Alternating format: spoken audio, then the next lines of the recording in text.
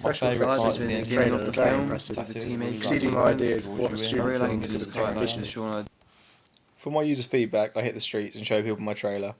A lot of the feedback I got back was pretty terrible.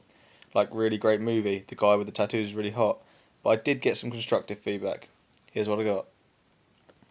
Do we have to use him? His family? It's a fucking liability. How much? My favourite part is the end with the character with the tattoo. I really like the way that it draws you in after the middle of the trailer because he's portrayed as a liability and it ties in nicely and makes you want to watch the film as you don't know if he's going to let them down or not. It's a great way to make you watch the film. This comment pleases me due to the fact that that's exactly what I was going for.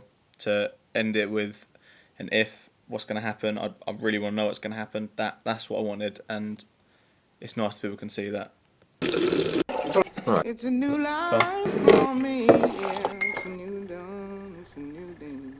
It's a new life for me. I like the beginning of the film with the tea making sequence. I really like it because it's quite like the Shaun of the Dead type film, like with the editing. It just makes me want to watch the film a bit more. It's just really good. This comment makes me really happy because I was actually trying to go for a Shaun of the Dead-esque style of editing, and the fact that someone's hit it on the nails really made me happy. Now he's the king. The special effects used within the trailer are very impressive, exceeding my ideas of what a student film could obtain visually. The muzzle flash he used in the end scene was one of my favourites, as it reacted to the surroundings. I'd very much like to see this film created. I love that someone's noticed the muzzle flash. I wasn't sure if people would notice it, but it gives an overall feel that it's more realistic. I spent a lot of time editing this part of the film, but I felt that it was worthwhile. It's always a bit iffy to add in some special effects like gunshots and things, but I think I pulled it off well enough, and obviously so did other people. Here's a comment that I failed to record. I enjoyed the trailer, but I felt it needed more shots of action. This may just be me, but I really enjoyed the ending with the gunshots and would have liked to see a shootout or fight of some sort. So I would not see this film as my first choice at a cinema. This does mildly upset me, but it's not the end of the world. I don't want to watch every film that's in the cinema. Obviously, no, neither did anyone else. No one loves every film. It's just a shame that some people didn't enjoy the trailer, but hey, every now and again you get a bad comment. You gotta live with it. From the beginning of the year, I was already familiar with Photoshop, Premiere, and After Effects through AS and personal use, but during the creation of my trailer, I have learnt so much more through experimenting and the help of tutorials. Premiere has always been pretty standard for me. I prefer to shy away from it until the last moment because its power is inferior to After Effects.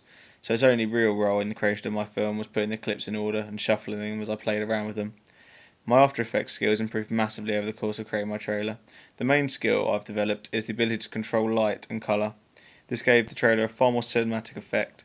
With the use of some professional cameras and some large lights, I believe I could have reached cinematic quality with the skills that I've developed. Another reason I love After Effects so much is that it allows me to appear in my own movie. I was able to set up a tripod, film my parts, and also the parts including me and others, which by adding a simple, slow, random camera shake on a low setting, I was able to make the film flow beautifully.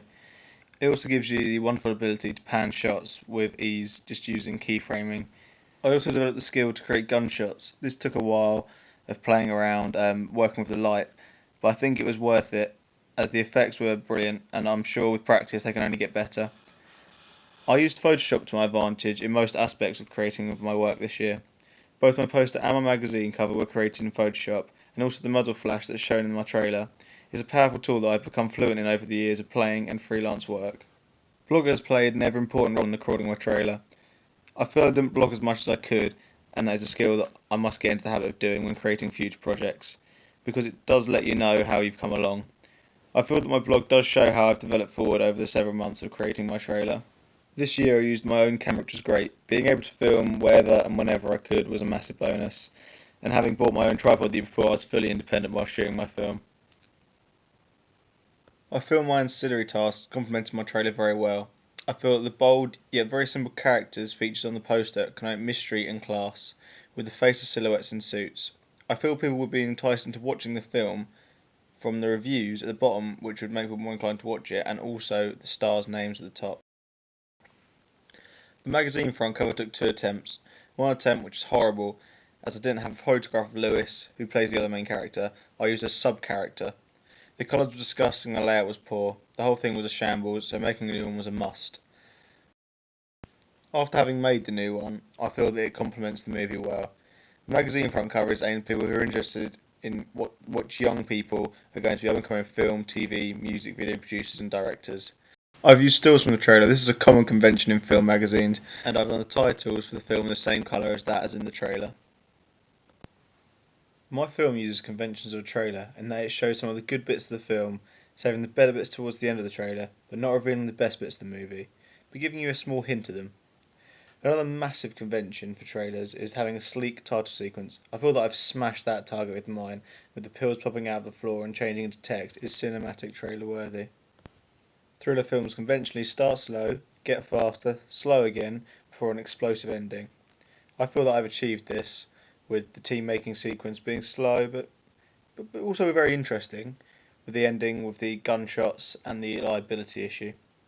Another convention of thriller trailers is leaving you on a cliffhanger. In my case, not knowing whether the tattoo characters let down the other 2 main characters.